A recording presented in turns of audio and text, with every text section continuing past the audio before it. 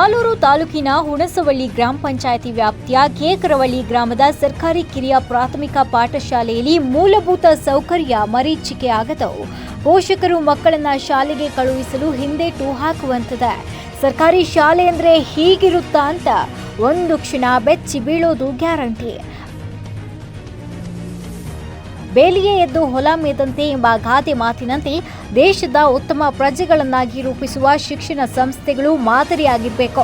ಆದರೆ ಉತ್ತಮ ಮಾರ್ಗದರ್ಶನ ನೀಡಬೇಕಾದ ಶಾಲೆಯ ರಸ್ತೆ ಕೆಸರುಗದ್ದೆಯಾಗಿದೆ. ಸರ್ಕಾರ ಲಕ್ಷ ಅನುದಾನವನ್ನು ಸರ್ಕಾರಿ ಶಾಲೆಗಳನ್ನು ಅಭಿವೃದ್ಧಿಪಡಿಸಲು ಮೀಸಲಿಟ್ಟಿರ್ತಾರೆ.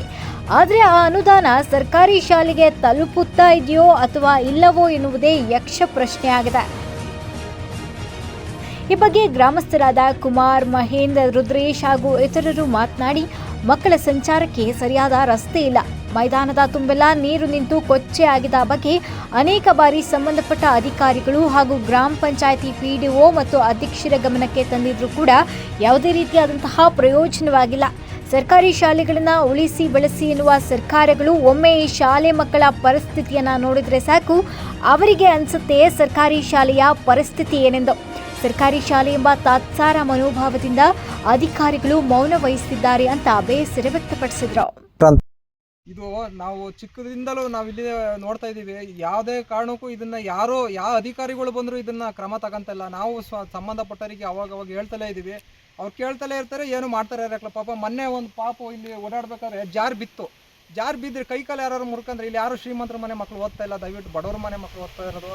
ದಯವಿಟ್ಟು ಇದಕ್ಕೆ ಸಂಬಂಧಪಟ್ಟಂಥ ಅಧಿಕಾರಿಗಳು ಇದನ್ನು ನಾವು ಕೇಕರವಳ್ಳಿ ಗ್ರಾಮ ನೋಡಬೇಕು. ನೀವು ಅದು ಯಾವ ಥರ ಇದೆ ಅಂತ ಬಂದು ನೋಡಿ, ಆ ಸ್ಕೂಲ್ ವ್ಯವಸ್ಥೆ ನೋಡಿ. ದಯವಿಟ್ಟು ಬಡವ್ರ ಮಕ್ಕಳಿಗೆ ಓದೋಕ್ಕೆ ಅವಕಾಶ ಮಾಡಿಕೊಡಿ. ನಿಮ್ಮಂಥ ದೊಡ್ಡ ಗಣ್ಯರಿದ್ದೀರಾ, ದಯವಿಟ್ಟು ಇಂಥ ಸ್ಕೂಲ್ನ ಮುಂದೆ ಬರೋಕ್ಕೆ ಅವಕಾಶ ಮಾಡಿಕೊಡಿ. 3 ಮತ್ತು 1 ಮಕ್ಕಳು ಓದ್ತದವೆ. ಈಗ ಅಷ್ಟೊಂದು ಮಕ್ಕಳಿಗೆ ಈಗ ನೋಡಿ, ಈ ವ್ಯವಸ್ಥೆ ನೋಡೇ ಬೇರೆ ಸ್ಕೂಲಿಗೆ ಹಾಕೋಂಥ ಕೆಲಸ ಮಾಡ್ತಾ ಇದ್ದಾರೆ. ಇದು ಬಡವ್ರ ಸ್ಕೂಲು. ಬಡವರೆಲ್ಲ ಗೇಟ್ಕೊಳ್ಳಿ ಎಲ್ಲ ಬಡಸ್ತನ ಇದ್ದಂಥವ್ರು ಸ್ಕೂಲಿಗೆ ಸೇರಿಸಿರೋದು ಬಡವ್ರ ಮಕ್ಕಳು. ಅಂಥದ್ರಲ್ಲಿ ನಮ್ಮ ಅಣ್ಣ ತಮ್ಮದ್ರ ಮಕ್ಕಳೆಲ್ಲ ಸೇರಿದ್ದಾವೆ. ಅಂಥ ಮಕ್ಕಳು ಎಷ್ಟೋ ಜನ ಜಾರಿ ಕೈ ಕಾಲಿಗೆಲ್ಲ ಏಟ್ ಮಾಡ್ಕೊಂಡು ಸ್ಕೂಲಿಗೆ ಹೋಗಿಲ್ಲ, ಮನೇಲಿ ಕೂತವೆ. ಅಂಥದ್ದನ್ನ ಯಾರು ಕ್ರಮ ತಗೊಳಕ್ಕಿಲ್ಲ. ಈ ಪಂಚಾಯತಿಲಿ ಅಧ್ಯಕ್ಷರಾಗಲಿ ಯಾರು ಬಂದು ಹೇಳಿದ್ರೂ ಅವ್ರು ಕ್ರಮ ತಗೋತಲ್ಲ. ಮೇಡಮರಿಗೂ ಕೂಡ ಎಷ್ಟೋ ಟೈಮ್ ಹೇಳಿದ್ವಿ, ಅವ್ರಿಗೆ ನಮಗೆ ಗೊತ್ತಿಲ್ಲ, ನೀವು ಅಲ್ಲಿ ಹೋಗಿ ವಿಚಾರಣೆ ಮಾಡಿ, ಅಲ್ಲಿ ಹೋಗಿ ಕೇಳಿ ಅಂತ ಅಂತಾರೆ. ನಾವು ಎಲ್ಲಿ ಕೇಳೋದು? ಅದಕ್ಕಾಗಿ ಇದೆಲ್ಲ ತೋರಿಸ್ತಾ ಇದ್ದೀವಿ. ನೋಡಿ, ಇಲ್ಲಿ ರೋಡ್ ಚೆನ್ನಾಗಿಲ್ಲ, ಮಕ್ಕಳು ಆಟ ಆಡೋಂಗಿಲ್ಲ, ಬರೀ ಒಡ್ಡಾಡೋಕ್ಕೆ ಆಗಲ್ಲ. ಹೆಂಗೆ ನಡೆದಾಡ್ತವೆ, ಹೆಂಗೆ ಓಡಾಡ್ತವೆ ಹೇಳಿ? ಇದಕ್ಕೂ ಸ್ವಲ್ಪ ಏನಾರು ಕ್ರಮ ತಗೊಂಡು ಒಂಚೂರು ರೋಡ್ ಒಂಚೂರು ಬಂದೋಬಸ್ತ್ ಮಾಡ್ಕೊಡ್ಬೇಕು. ಇದೆಲ್ಲ ಓಡಾಡೋಕ್ಕೆ ಮಕ್ಕಳಿಗೆ ಇದು ಸ್ಪೀಡ್ ಅಲ್ಲ, ಇದು ಪೂರ್ತಿ ಕೆರೆ ಗದ್ದೆ ಇದ್ದಿದ್ದು ನೋಡಿ. ಅದು ಎಲ್ಲೂ ಮಕ್ಕಳು ಓಡಾಡೋಂಗಿಲ್ಲ. ಅದೇ ಸಿಟಿಲ್ಗಳಾದ್ರೆ ಆ ಥರ ಮಾಡ್ತೀರಾ? ಅಲ್ಲಿ ಹೈಟೆಕ್ ಲೆವೆಲ್ ಇರುತ್ತೆ. ನಮ್ಮ ಬಡತನ ಇದನ್ನೇ ನೋಡೋಕ್ಕಾಯ್ತಲ್ಲ. ನಾವು ಹೆಂಗೆ ಮಾಡ್ಬೇಕು ಹೇಳಿ?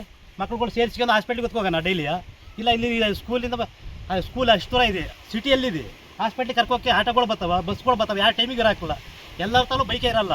ಮತ್ತೆ ನೋಡಿ, ಆದಷ್ಟು ಇದೊಂಚೂರು ಅಚ್ಚುಕಟ್ಟು ಮಾಡಿ ನೇರಕ್ಕೆ ಮಾಡಿಕೊಡ್ಬೇಕು ಅಂತ ಕೇಳ್ಕೊತಿದ್ದೀವಿ.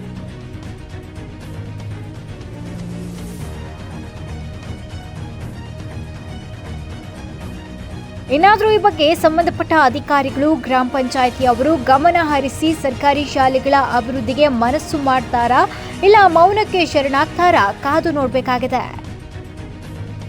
ವರದಿ ಪ್ರದೀಪ್, ಕೇಕರವಳ್ಳಿ, ಆಲೂರು.